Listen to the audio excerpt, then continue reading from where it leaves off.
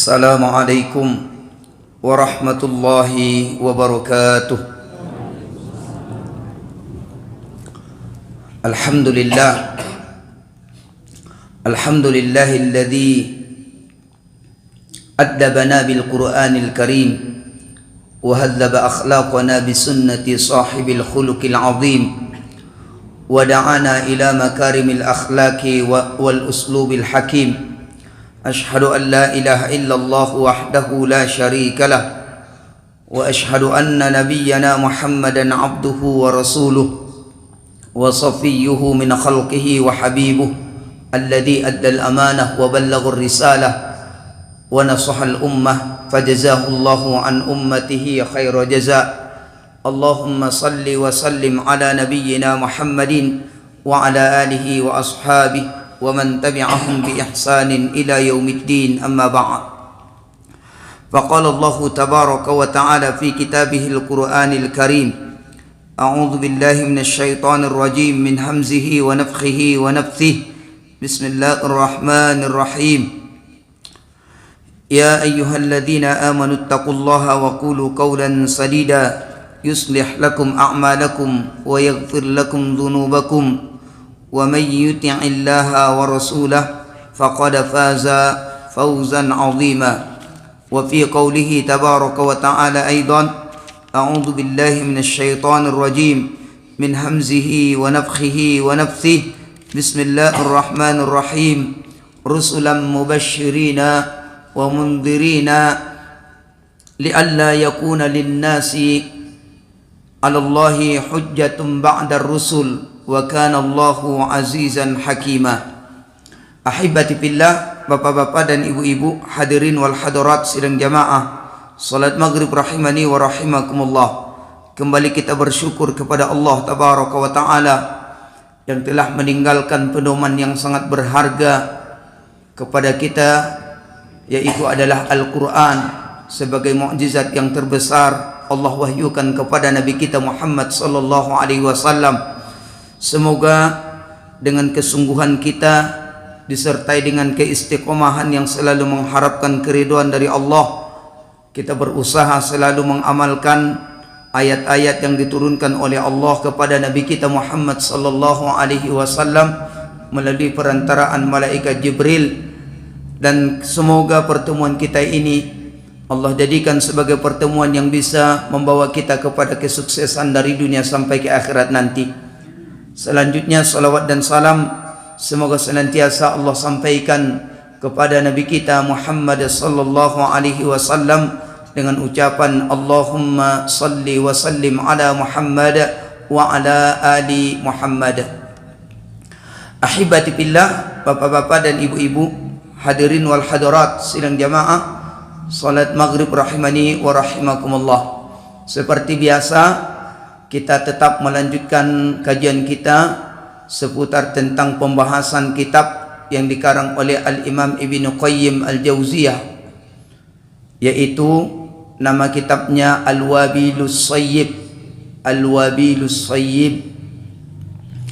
Dan kita sudah menyampaikan tentang unwanus sa'adah aw wa falahatul abadi fid daraini, tanda-tanda kebahagiaan dan tanda-tanda keberuntungan seorang hamba di dunia sampai di akhirat ada 3 macam. Yang pertama, idza an'ama alaihi syakara, apabila Allah berikan nikmat dia selalu bersyukur. Yang kedua, wa idza batuliya alaihi sabara, dan apabila dia diuji oleh Allah dengan ujian maka dia bersabar. Dan yang ketiga, wa idza dzamba istaghfara, apabila ia pernah berbuat salah atau berbuat dosa dia memohon ampun kepada Allah Subhanahu wa taala. Bapak dan Ibu, hadirin wal hadirat sidang jamaah salat maghrib rahimani wa rahimakumullah. Seputar tentang masalah poin yang kedua dari pembahasan kita Al-Wabilus Shayyib, yaitu wa idza batuliya alaihi sabara, apabila Allah berikan ujian, maka dia selalu bersabar. Tanda-tanda orang bersabar itu, kata Al-Imam Ibnu Qayyim Al-Jauziyah, ada 3. Tanda-tanda orang-orang yang bersabar itu ada 3. Yang pertama,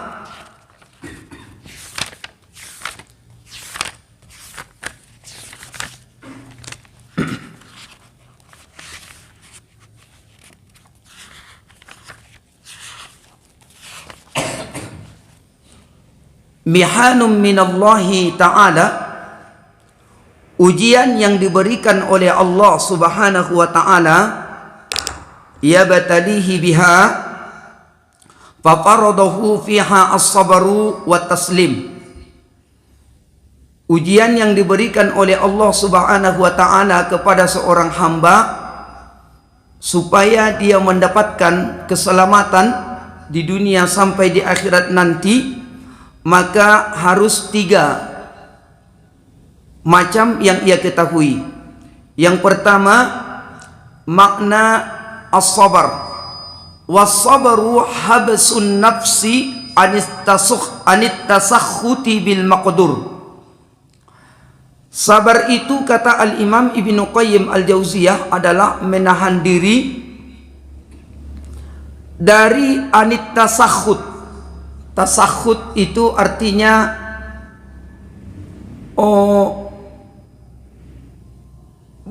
membencihi, ya, atas ketidakridhoannya mendapatkan ujian itu. Kemudian wahabasul lisani an syaqwa, dan menahan lisan dari berkeluh kesah.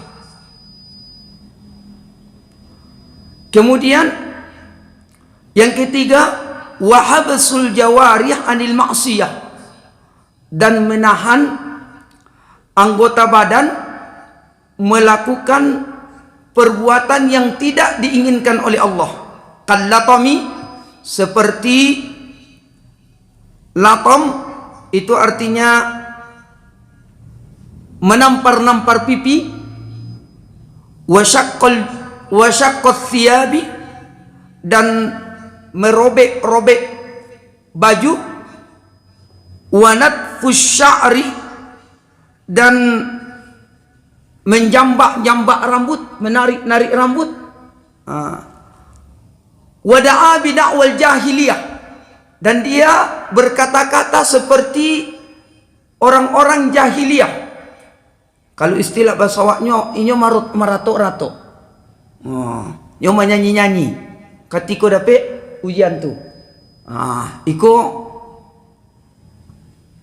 jangan sampai seperti itu. Wa na'udzalika, dan sebagainya. Dan ini Bapak dan Ibu yang dimuliakan Allah Subhanahu wa taala, harus kita jaga agar kita selamat di dunia sampai di akhirat nanti. Kemudian lagi ada kitab Bapak dan Ibu yang dimuliakan Allah, ini sudah diterjemahkan ke bahasa Indonesia. Saya cari kitab ini, ketemu di toko apa ini? As-Sahabah Agency, dekat di sini atau di situ?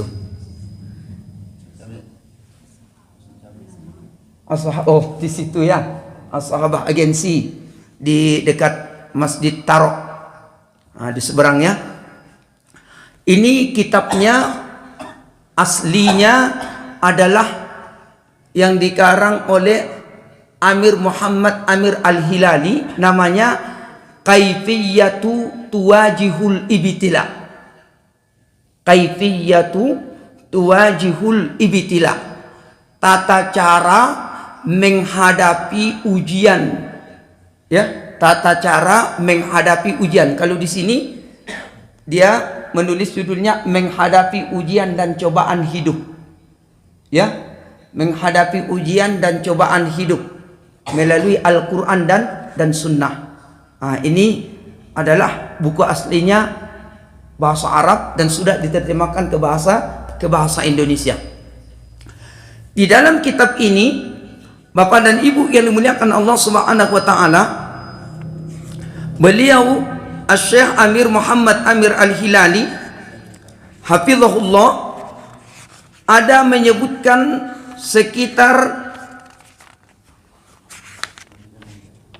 43 qa'idatun wa tariqatun limuwajihatin sunufil ibtila.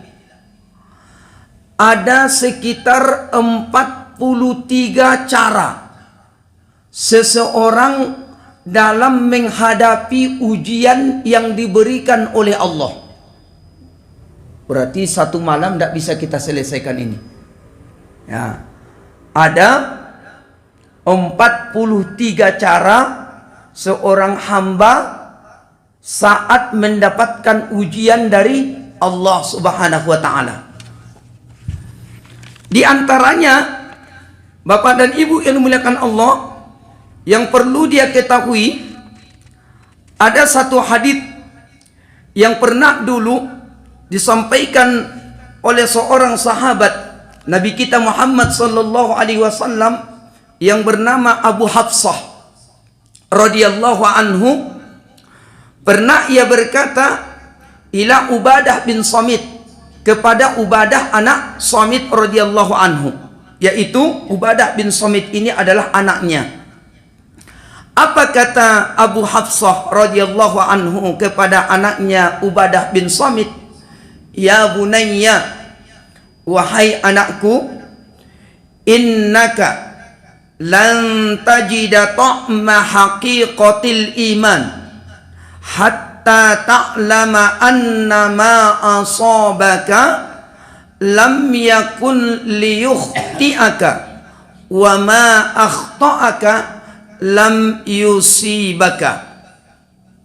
Artinya, ya bunayya, wahai anakku, innaka, sesungguhnya engkau, lan tajida ta'ma haqiqatil iman, engkau tidak akan pernah mendapatkan lezatnya hakikat iman.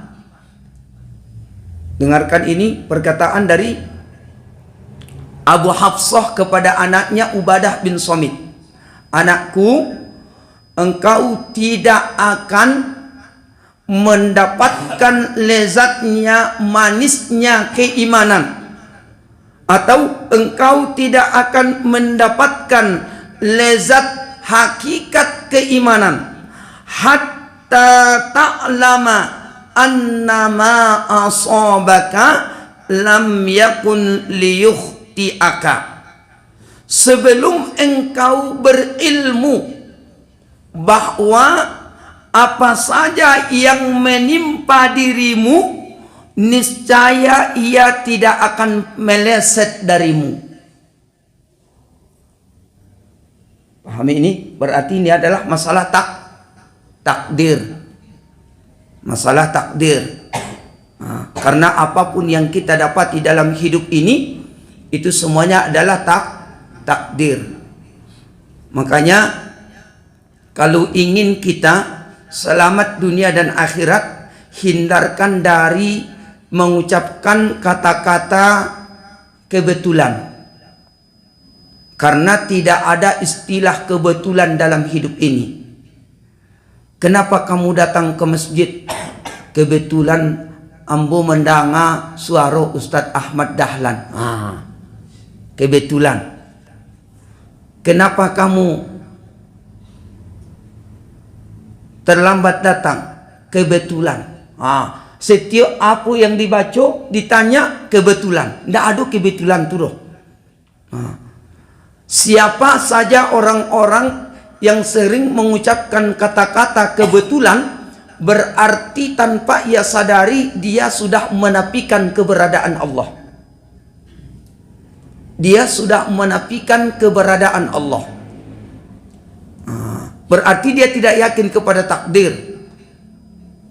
Padahal sudah jelas dikatakan oleh Abu Hafsah kepada anaknya Ubadah bin Samit, innaka lan tajida ta'ma haqiqatil iman hatta ta'lama annama asabaka. Sesungguhnya engkau, wahai anakku, tidak akan pernah mendapatkan lezatnya hakikat keimanan sebelum engkau berilmu bahwa apa yang menimpa dirimu niscaya ia tidak akan meleset darimu.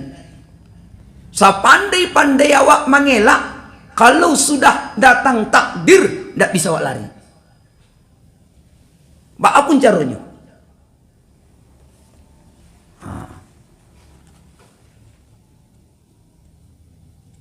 Jangan katakan awak karena dik santiang.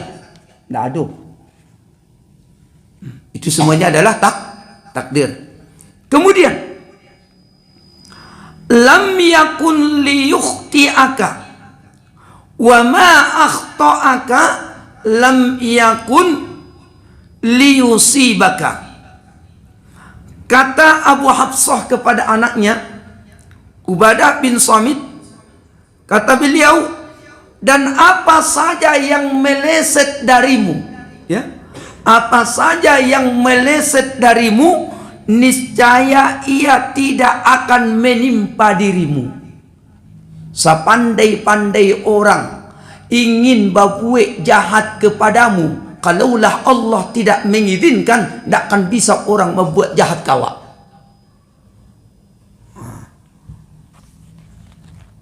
Sekiranya semua manusia di muka bumi ini bersepakat untuk memberikan mara bahaya kepada seseorang, mereka sudah bersepakat ini. Kalaulah Allah sudah menjaga keselamatan orang tersebut, bagaimanapun banyaknya manusia musyawarah untuk memberikan bahaya kepada orang itu, mereka tidak akan mampu. Disitulah salah satu zikir yang diajarkan oleh Nabi kita Muhammad sallallahu alaihi wasallam. Apa zikir salah satu yang diajarkan di dalam kitab Al-Adhkar An-Nawawi yang dikarang oleh Al-Imam An-Nawawi yang direvisi oleh Syekh Salim Id Al-Hilali, yaitu diantaranya adalah Bismillahilladzi la yadurru ma'asmihi syai'um fil ardi wala fis sama' wa huwas sami'ul alim. Ada lagi, di antara lagi zikir yang diajarkan oleh Nabi kita Muhammad sallallahu alaihi wasallam, apa dia? A'udzu bi kalimatillahi tammah min syarri ma khalaqa. A'udzu bi kalimatillahi tammah min syarri ma khalaqa. Kalau bapak dan ibu sudah hafal fotokopi yang pernah dulu mau bagi, kan sudah dapat nak? Ada yang dapat? Yang sudah hafal? Sudah hafal?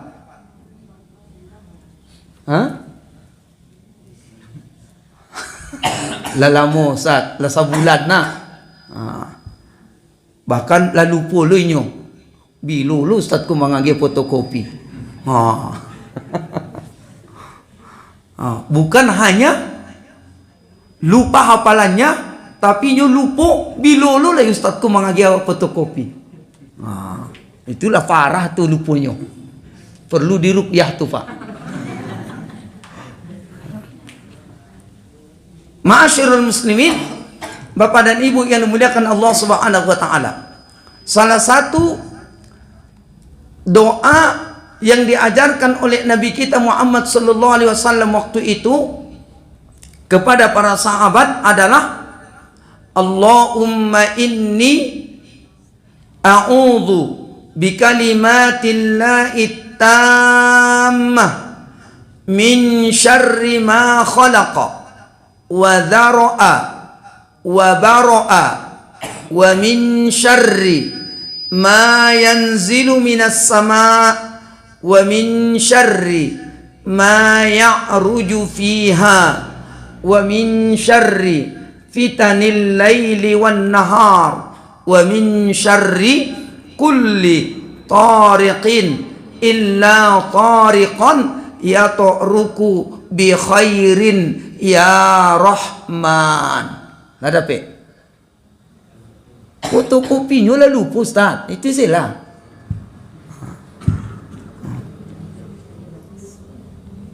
Ma'asyiral muslimin, Bapak dan Ibu hadirin wal hadirat yang dimuliakan Allah Subhanahu wa taala. Jadi dari pernyataan seorang sahabat yang bernama Abu Hafsah ini kepada anaknya, ada beberapa hal yang ingin kita sampaikan. Mungkin 5 macam saja cara seorang hamba yang beriman menghadapi ujian yang datang dari Allah. Yang pertama, ketahuilah bahwa apa yang menimpa Anda itu, ketahuilah bahwa apa yang menimpa Anda itu berasal dari sisi Allah. Ketahuilah bahwa apa yang menimpa Anda itu berasal dari sisi Allah, dan bahwa Allah yang menghendaki turunnya musibah itu, dan bahwa Allah yang menghendaki turunnya musibah itu.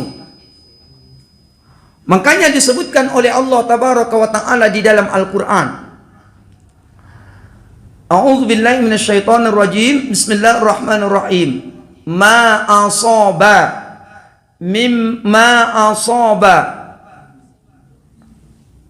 min musibatin itu illa bi idnillahi. Apa sambungannya? Oh, mukira hafal dah Pak. Siapa yang tahu? Ma asaba, Allahumma salli ala Muhammad.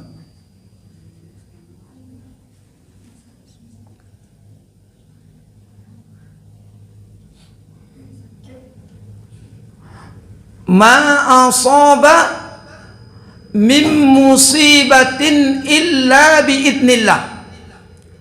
Apa saja yang menimpa seseorang melainkan dengan izin Allah. Ya.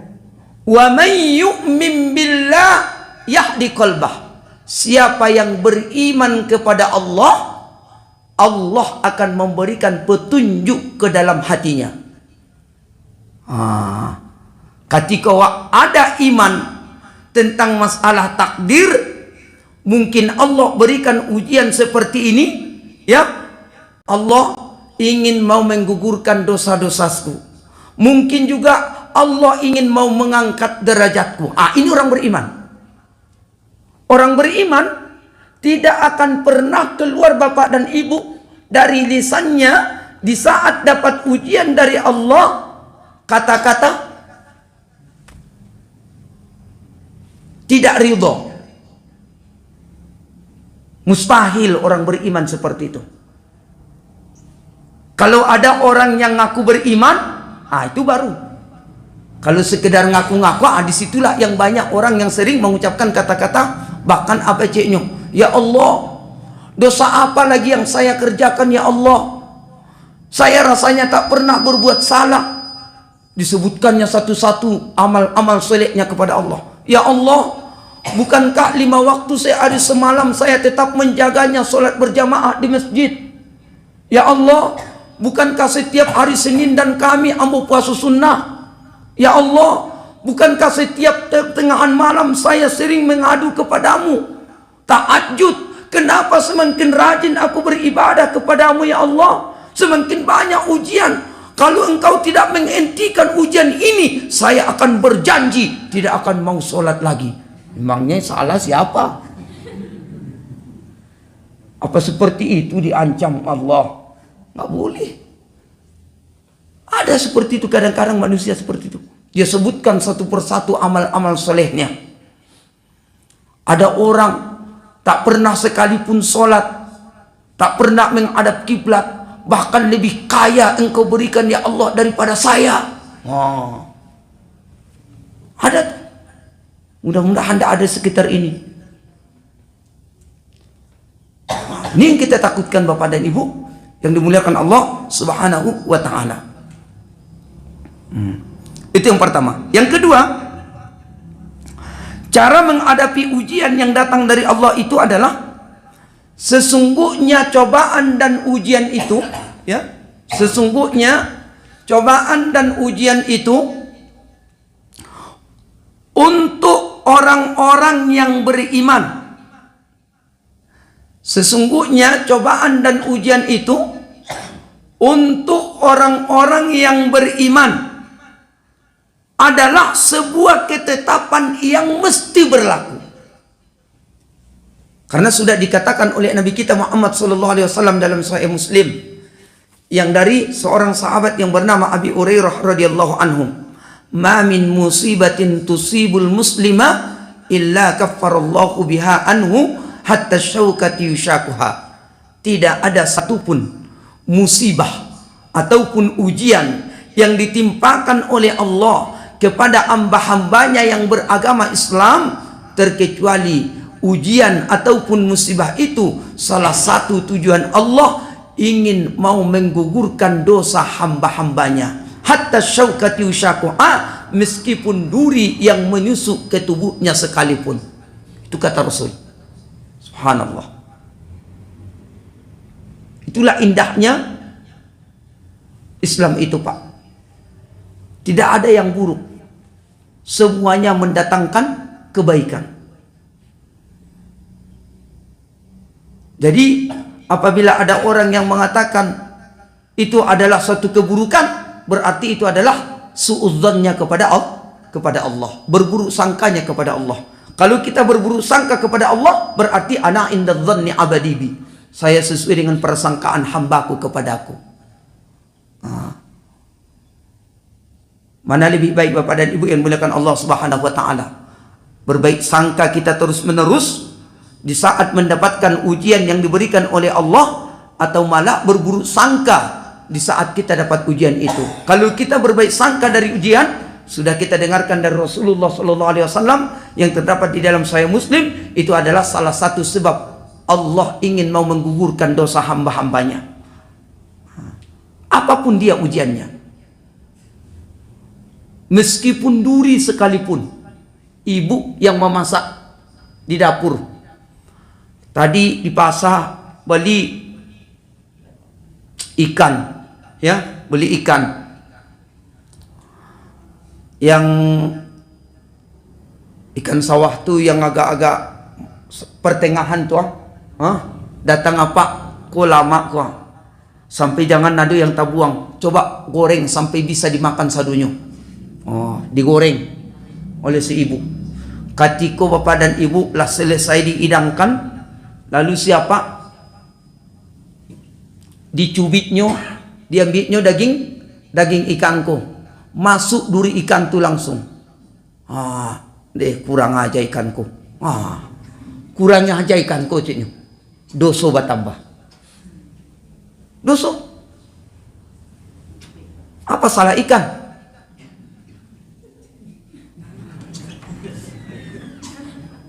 Tidak ada salah ikan tu loh. Kadang-kadang awak juga, awak yang jalan, tersandung batu keluar apa, onde kurang aja lu batu kok, mangalu di siku siap. Matu awak ado. Gunanya tuh. Lebih selamat lagi kita pada saat dapat ujian seperti itu langsung innalillahi wa inna ilaihi raji'un, langsung hapus dosa. Hapus dosa. Ustaz, bukankah ucapan innalillahi wa inna ilaihi raji'un di ketika ada orang meninggal? Enggak, apapun ujian. Enggak harus ada orang meninggal baru dibaca innalillah.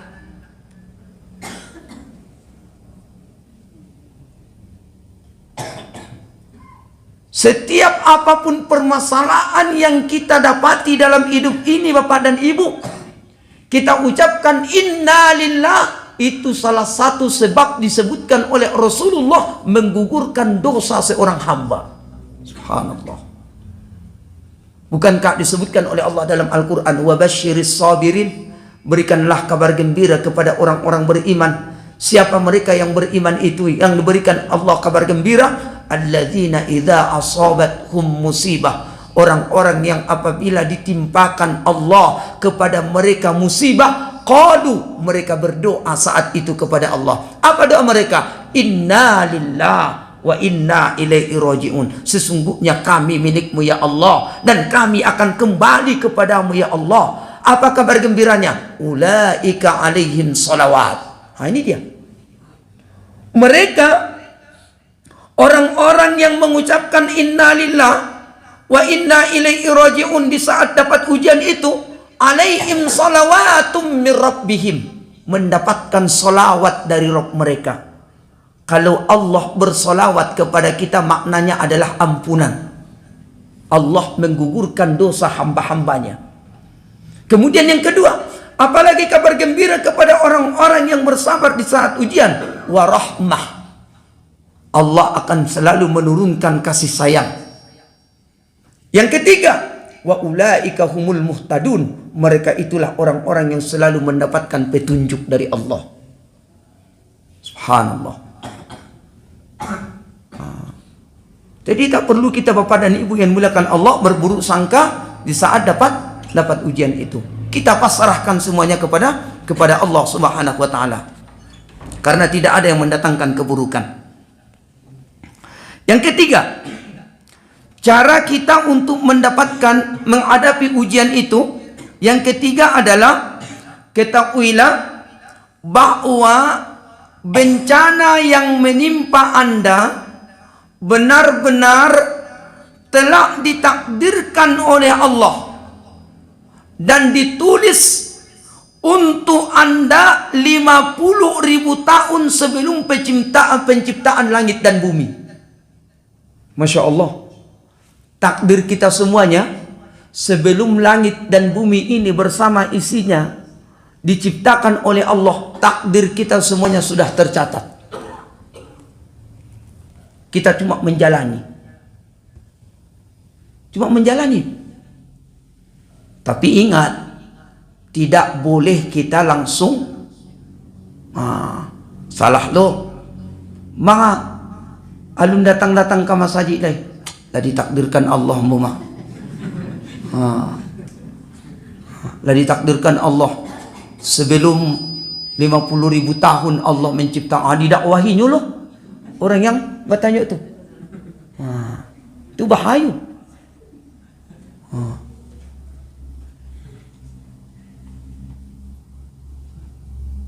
La yaruddul qadar illa doa. Tidak ada yang bisa menolak takdir terkecuali doa. Doa itu luar biasa tuh. Jangan anggap remeh doa. Minta kepada Allah.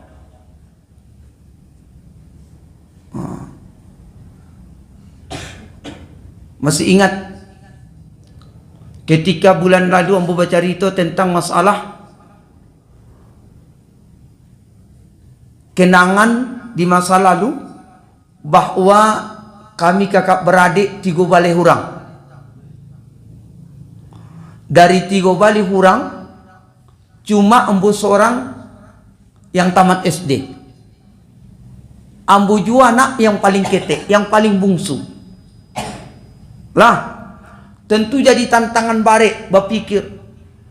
Tamat SD berpikir, ya Allah, kalaulah seperti ko kehidupan kami, mulai dari kakak-kakak sampai yang dia hambo nomor 2 balik, tidak ada satupun yang tamat SD. Ku ujian barek ku ya Allah. Ya Allah, tolong hambamu ini ya Allah. Ambo tak ingin sama dengan mereka. Ambo berusaha menjadi orang lebih baik dari mereka ya Allah. Selalu minta ke Allah, ya Allah, walaupun orang tua saya tak mampu menyekolahkan saya tetap akan berusaha sampai ke perguruan tinggi. Alhamdulillah, dengan izin Allah, dengan doa seperti itu Bapak dan Ibu, sampai juga cita-cita.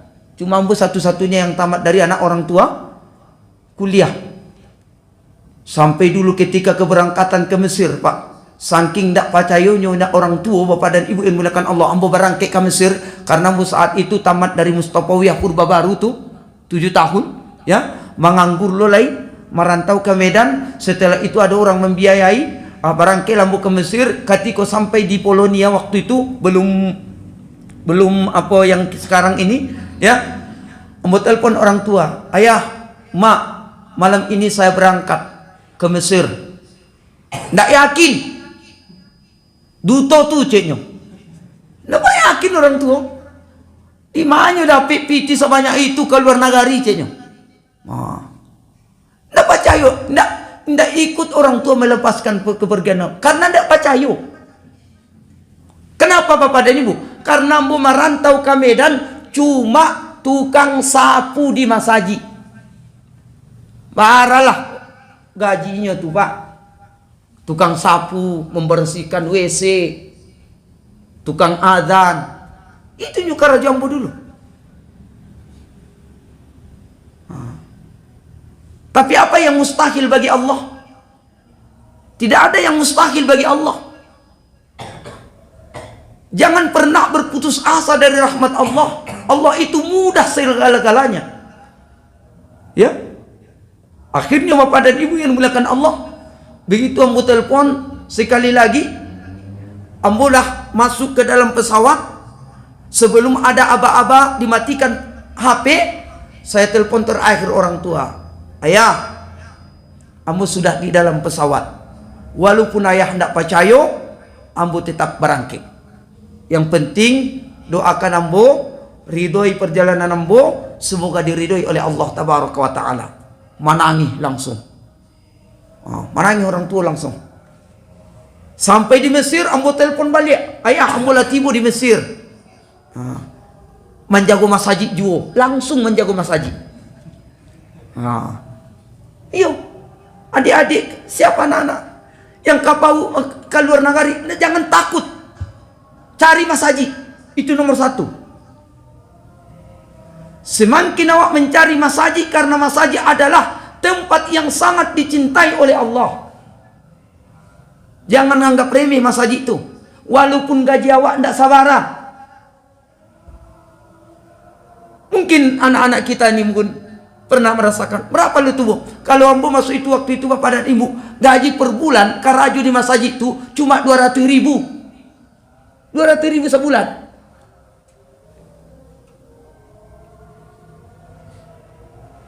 Tapi apa yang mustahil bagi Allah? Malah ketika kita Bapak dan Ibu berangkat ke Mesir, mencari masjid langsung, dan saat itu Bapak dan Ibu dites azan. Walaupun mungkin azan ambo nak sama seperti anak-anak kita kok, tapi orang Arab saat itu aciknya, Masya Allah ya Indonesia, Masya Allah, Allah ta'alik, sautukal jamil. Inta min Indonesia, kamu orang Indonesia, Masya Allah, suaramu sangat indah. Padahal suara belek-beleknya.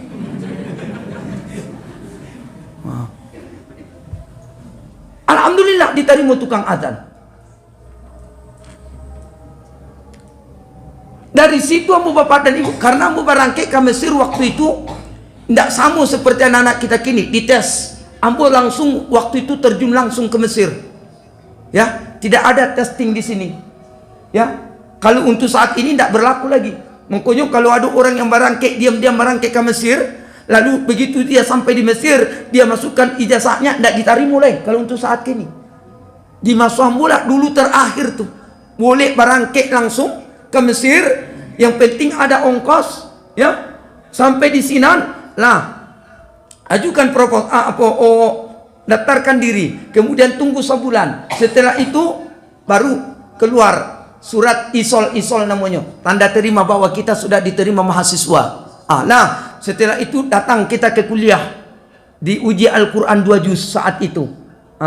Kemudian setelah selesai 2 juz, baru diuji tentang tauhid, baru dibaca, disuruh membaca kitab tafsir waktu itu. Langsung diterima. Ambo kuliahnya dulu di Zaghazik, Jami'atul Al-Azhar Zaghazik, Kairo juga. Karena Al-Azhar itu banyak Kalau diterima di pusat kota itu saja, tidak menampung. Makanya ada cabang-cabangnya. Ada di provinsinya. Jadi ambo di provinsinya, Pak. Namanya Jamiatul Azhar Zaqazik. Kalau orang Arab mengecek Zaghazik. Karena huruf Qaf suara go. Suara go. Nah, jadi adik-adik jangan pernah berputus asa dari rahmat Allah. Bagaimanapun ujian yang diberikan Allah, tetap baik sangka kita kepada Allah. Tidak ada yang mustahil bagi Allah. Yang penting kita berbaik sangka. Kita habis ini sampai 5 ya. Yang keempat, cara kita untuk menghadapi ujian itu adalah sesungguhnya bencana yang menimpa Anda bukanlah dalam jangkauan kemampuan dan kesanggupanmu untuk menghindarinya selama-lamanya. Ya. Sesungguhnya bencana yang menimpa Anda bukanlah dalam jangkauan kemampuan dan kesanggupanmu untuk menghindarinya selama-lamanya, dan tidak akan mungkin meleset dari Anda. Allah memberikan ujian kepada kita sesuai dengan kadar iman kita. Sesuai dengan kadar iman kita. Jangan pernah sekali-kali kita mengatakan bahwa ujian yang paling baik diberikan Allah kepada kita. Jangan. Masih ada orang yang lebih baik dapat ujian. Siapa itu? Para nabi-nabi. Para nabi-nabi. Di bawahnya lagi sahabat, di bawahnya lagi tabi'in, di bawahnya lagi tabi'it tabi'in. Sehebat apapun ujian yang kita dapatkan dalam hidup ini, Bapak dan Ibu, jangan pernah sekali-kali mengatakan ambolah yang paling hebat ujiannya dari Allah. Jangan.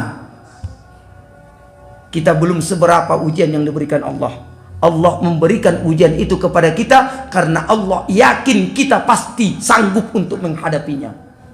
Tapi ketika iman kita tidak kita jaga, syaitan pun ikut dia. Coba, Allah itu tidak adil kan? Kamu sudah rajin sholat mah, kamu acuk baca Al-Quran, bahkan sudah hafal Quran, kamu acuk mengaji apa? Tapi ujian semakin bertubi-tubi diberikan Allah itu kepadamu. Alangkah begitu masih tatap lega kamu sabar. Ndak berakal kamu. Ecek si iblis kawa. Mengeceklah hati awak. Ya Allah, ambuku orang yang rajin. Itulah tadi. Keluarlah kata-kata amal-amal solehnya sekian. Kenapa ujian masih tidak pernah berhenti ya Allah? Itulah akibatnya. Karena apa? Dangkal iman akidah. Nah, terakhir, karena sudah azan, ketahuilah bahwa takdir Allah itu adil pada diri Anda. Ya, ketahuilah bahwa takdir Allah itu adil pada diri Anda, dan Allah tidaklah menzalimi seorang pun, dan bahwasanya Allah lebih mengetahui kemaslahatan bagi Anda dibandingkan Anda sendiri. Subhanallah. Mudah-mudahan bermanfaat. Ini baru pembukaan kitab. Ya, siapa yang ingin mau sempurna mengkaji ini, maka belilah bukunya. Cari di toko As-Sahabah Agensi, sudah ada buku ini diterjemahkan ke bahasa Indonesia. Saya bukan jual buku, tapi menyarankan supaya kita miliki buku ini, karena kita tidak akan pernah luput dari ujian. Semakin banyak ujian kita dan semakin kita kuasai buku ini, tidak ada yang kita resahkan lagi dalam hidup. Karena kenapa? Karena Allah teman kita yang bisa memberikan jalan keluar yang terbaik buat kita. Wa may yattaqillaha yaj'al lahu makhraja wa yarzuquhu min haitsu la yahtasib. Wa may yatawakkal 'ala Allah fa huwa hasbuh. Innallaha balighu amri. Qad ja'ala Allahu likulli syai'in qadara. Inna ma'al usri yusra, fa inna ma'al usri yusra. Itu kuncinya. Mudah-mudahan bermanfaat. Kurang lebihnya mohon diberikan kemaafan. Kebenaran semuanya adalah pertolongan dari Allah Tabaraka wa Ta'ala. Yang salah dari diri pribadi, wa iyadzubillah. Kita akhiri pertemuan ini dengan ucapan subhanakallahumma bihamdika asyhadu an la ilaha illa anta astaghfiruka wa atubu ilaika. Assalamualaikum warahmatullahi wabarakatuh.